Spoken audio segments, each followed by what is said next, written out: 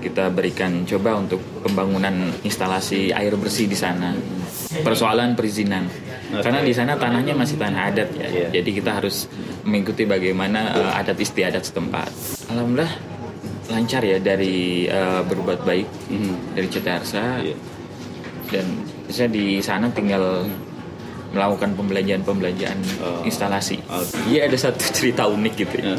Cerita unik pada waktu itu saya lewat rumah masyarakat gitu ya.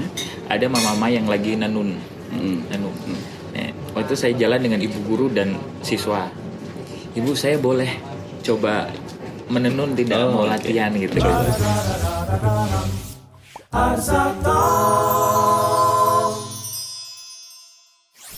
Oke, nah tadi Zuhal menyebutkan terkait dengan krisis air bersih di sana. Gitu. Apa yang sudah dilakukan oleh guru muda di situ? Ya, alhamdulillah melalui CT Arsa terus Pijar. Nah, kami guru muda yang di lokasi penempatan itu mencoba memberikan atau membantu ya, apalagi melalui berbuat baik, gitu ya, melalui berbuat baik kita berikan coba untuk pembangunan instalasi air bersih di sana. Nah, sejauh ini kita dengan masyarakat, jadi pada waktu itu fase pertama adalah di masa batch 1 guru muda, yaitu Ibu Siti Nur Arvina waktu itu. Persoalan perizinan, karena di sana tanahnya masih tanah adat ya. Jadi kita harus mengikuti bagaimana adat istiadat setempat. Sampai akhirnya di masa saya di batch kedua itu tinggal melanjutkan untuk pembangunan. Progresnya sudah seperti apa? Alhamdulillah kita udah bangun 2 bak penampungan air di dekat mata air sama di sekolah. Titiknya dari sekolah ke mata air itu berapa? Kurang lebih 2 km. 2 km dengan medan seperti apa? Instalasi naik turun gitu. Naik turun? Karena bukit soalnya di sana. Jadi si mata air itu di lereng bukit. Justru di lereng bukit ya? Dan alhamdulillahnya tuh mata air nggak pernah kering. Sekalipun kemarin kita krisis panjang kemarau panjang alhamdulillah mata air tetap mengalir. Nah, kira-kira target diselesaikannya itu kapan? Kemudian kendala-kendala yang dihadapi dalam proses instalasi air bersih di sana apa? Terutama yang penting yang pasti itu cuaca. Kadang kalau di sana itu ya misalkan kering banget itu si tanah itu akan retak-retak. Jadi ketika kita mau gali tanah untuk memasukkan pipa yang nanti untuk jalur ke sekolah, itu akan kesulitan. Karena keras. Keras. Dan ketika pun sekalipun bisa ditutup, jadi tekstur tanahnya itu akan sangat sulit diprediksi. Tapi ketika musim hujan nanti itu akan lebih ribet lebih susah ketika cuaca hujan di sana itu biasanya diiringi dengan badai. Iya. Karena daerah tinggi ya. Iya. Bahkan sampai waktu itu kurang lebih 1 minggu itu saya sampai nggak lihat matahari karena ketutup kabut. Gitu. Ini kendala alam juga berarti ya. Oke, Zuhal, artinya sampai dengan saat ini sudah ada progres yang sudah signifikan, tapi targetnya kapan itu akan diselesaikan? Insya Allah tuh dalam 2 bulan kalau nggak salah, 2-3 bulan mudah-mudahan bisa selesai. Kalau untuk masalah dana bagaimana? Alhamdulillah lancar ya dari berbuat baik dari CT Arsa, dan saya di sana tinggal melakukan pembelanjaan instalasi. Berarti kita doakan nih mudah-mudahan cuacanya juga bagus, jadi proses pembuatan instalasi juga lancar gitu ya. Kalau tadi masalah, nah kemudian potensi yang dimiliki oleh Lelogama sendiri apa sih? Baik itu masyarakatnya, alamnya, atau apa gitu? Pertama kita mengenal istilah kain tenun ya. Kain tenun. Jadi mama-mama di sana, ada satu cerita unik gitu ya. Cerita unik pada waktu itu saya lewat rumah masyarakat gitu ya. Ada mama yang lagi nenun. Waktu itu saya jalan dengan ibu guru dan siswa. Ibu, saya boleh coba menenun tidak mau latihan gitu. Coba. Ketika saya coba, selesai gitu ya. Begitu mau pulang, terus orang tua itu bilang ke ibu guru gitu kan, ibu tolong sebetulnya adat di sini laki-laki itu tidak boleh Oh, menenun. iya. Kenapa nggak boleh? Iya, nggak tahu memang kepercayaannya di Oke, sana. adat istiadat ya. Jadi adatnya laki-laki itu tidak boleh menenun. Nah ini gimana setelah Ya, ternyata iya. Zuhal ini? Ya nggak apa-apa. terus. Jadi karena menenun itu untuk perempuan, tidak boleh untuk laki-laki. Oke. Kita sudah banyak cerita mengenai flashback Zuhal ya di periode pertama batch 2. Nah, sekarang Zuhal informasinya ini memutuskan untuk melanjutkan lagi pengabdiannya di batch ketiga. Bisa cerita ini apa alasan Zuhal, latar belakangnya apa kok mau-maunya gitu melanjutkan pengabdiannya di tempat pelosok, di tempat yang sama, jauh dari urbanisasi begitu. Apa nih alasannya Zuhal? Oke, yang pertama adalah alasan soal saya harus menyelesaikan apa yang saya mulai. Oke. Nah, salah satunya adalah soal air. Jadi saya pengen masih bersama-sama masyarakat untuk menyelesaikan krisis air yang ada di sana. Oke. Tadi yang seperti disampaikan bahwa target kurang lebih ya insya Allah 2 atau 3 bulan inilah mudah-mudahan bisa terselesaikan. Itu yang pertama. Yang kedua, jadi ada list-list yang pengen saya lakukan lagi nih yang di sana. Apa? Jadi setelah itu nanti saya pengen bahwa masyarakat di sana bahwa ketika air ini sudah ada sudah mengalir di masyarakat. Jadi soal stunting itu jadi salah satu faktor yang harus sangat diperhatikan di sana gitu ya. Nah makanya ke depan adalah akan diperbanyak lagi soal literasi tentang kesehatan di masyarakat. Oke. Dan sampai ketika sudah ada air, tapi masih banyak masalah-masalah kesehatan khususnya stunting tadi. Iya. Terkait dengan pemberdayaan masyarakatnya apa yang akan dilakukan? Nah, Di sini.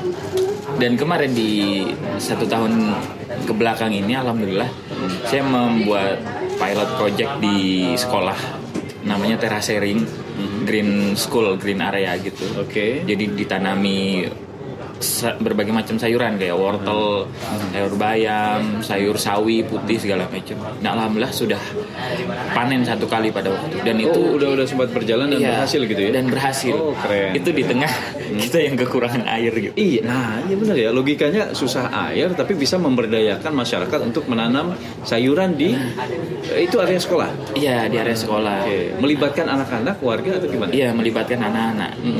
Jadi kalau nggak salah itu kurang lebih ada 16 atau 18 line. Itu kemarin cukup kesulitan karena air tadi. Tapi alhamdulillah bisa berhasil dan panen gitu ya. Caranya gimana? Kebutuhan airnya dari mana? Biasa kan setiap hari itu anak-anak ke sekolah itu sambil menimba air. Jadi fun fact juga bahwa anak-anak di sana itu nggak cuma SD ya, di tingkat SMP SMA itu mereka ketika ke sekolah itu mereka harus timba air. Untuk apa? Untuk kebutuhan MCK di sekolah, untuk siram bunga, siram tanaman di sekolah. Dan ini menjadi latar belakang utama kenapa akhirnya harus membuat instalasi air ke sekolah-sekolah itu. Iya, gitu. itu. Oke. Nah dari sisi pendidikan yang masih menjadi sorotan Zuhal sendiri apa? Yang ingin terus dikembangkan dan diperbaiki? Pertama soal literasi dan numerasi itu jadi salah satu faktor penting gitu ya. Jadi makanya alhamdulillah dari CT Alsa waktu itu kerjasama dengan Airnav Indonesia membangun perpustakaan mini. Oh iya. Pojok baca ya. Pojok baca. Alhamdulillah sudah dibangun, hanya tinggal finishingnya aja. Bahkan rencana ketika nanti saya kembali lagi ke sana, saya mau ngajak anak-anak untuk membuat mural di pojok baca yang sudah dibangun itu. Seperti yang dilakukan di Rumah Inspirasi yang ada di Kamal dan sekitarnya gitu. Iya. Keren. Ya, supaya jadi cat-cat atau gambar yang ada di pojok baca ya ini hasil karya anak-anak. Oke, artinya Zuhal akan melanjutkan lagi 1 tahun pengabdian di Lelogama di pelosok NTT itu. Nah, tapi secara manusiawi nih normal gitu kan, kangen gak sih sama keluarga, sama orang-orang yang ada di Pulau Jawa begitu loh. Dan tentu ada ini dong secara manusia normal ingin menikah dan lain-lain. Nah ini gimana nih rencana ke depan nih? Usia udah 40 kan? Itu jauh banget. Usia berapa sih sekarang? Masih rahasia ya. Bisa aja. Oke. Gimana nih untuk kehidupan di luar dari pengabdiannya gimana? Ya alhamdulillah ya masih untuk orang tua, keluarga ya masih bisa dengan handphone ya untuk komunikasi. Oke, Zuhal, saya kan sering mantau juga nih medsosnya Zuhal Kolbi, @ZuhalKolbi ya. Kalau misalnya sahabat Arsa ingin follow, boleh tuh langsung cek IG-nya. Di situ Zuhal adalah seorang runner gitu ya. Senang banget kalau misalnya naik turun bukit, kemudian juga ngantar bantuan pun sambil lari, nggak naik motor, nggak naik mobil. Nah, apakah ini menjadi satu kepuasan tersendiri bagi Zuhal ketika menikmati lari di alam terbuka seperti itu? Ya, tepat sekali. Jadi alhamdulillah, karena saya suka olahraga lari gitu ya. Ini saya suka dari SMP sebetulnya. Suka olahraga lari dari SMP, SMA. Cuman bener-bener sangat diseriusi itu ketika udah lulus kuliah, udah mulai kerja, itu baru saya seriusin. Jadi ada menu-menu latihan, misalkan 1 minggu itu harus sekian kilo, 20 kilo, 10 kilo itu harus tercapai. Nah, ketika di Lelogama yang mayoritas masyarakat itu berjalan kaki, ya saya sangat suka dengan olahraga yang menggunakan kaki gitu ya. Jadi mau nggak mau ya saya harus bisa manfaatkan itu untuk kesehatan tubuh dan artinya bantu orang. Antusias dengan olahraga lari karena alamnya luar biasa mendukung untuk gitu ya. Iya. Waduh, saya pernah merasakan ketika survei air di sana naik turun itu jalan kaki udah capek banget pakai lari gitu ya. Oke, soal terakhir. Pesan-pesan kepada anak-anak muda zaman sekarang yang mungkin tertarik juga untuk mengabdi di pelosok gitu, baik itu di Pijar atau di kerelawanan di CT Arsa lain. Apa deh kira-kira pesan-pesan? Ya, buat siapapun gitu ya, kita tuh sebenarnya bisa menjadi bermanfaat buat orang lain, atau entah dalam lingkup kecil atau sebesar apapun itu kita bisa sangat bermanfaat.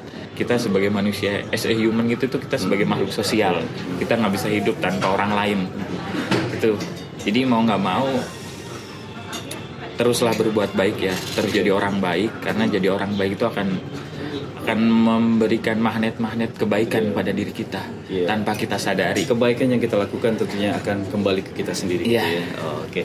Sebelum saya tutup, fun fact atau Q&A ya. Terakhir, tolong singkat saja jawabannya. Apa yang ada di benak Zuhal ketika mendengar kata Lelogama? Cinta. Asik, cinta. Makanan yang disukai di sana? Jagung bose. Jagung bose. Apa tuh jagung bose? Saya nggak tahu. Silakan. Oke. Yang membuat kangen dari Lelogama? Anak-anak. Anak-anak. Oke.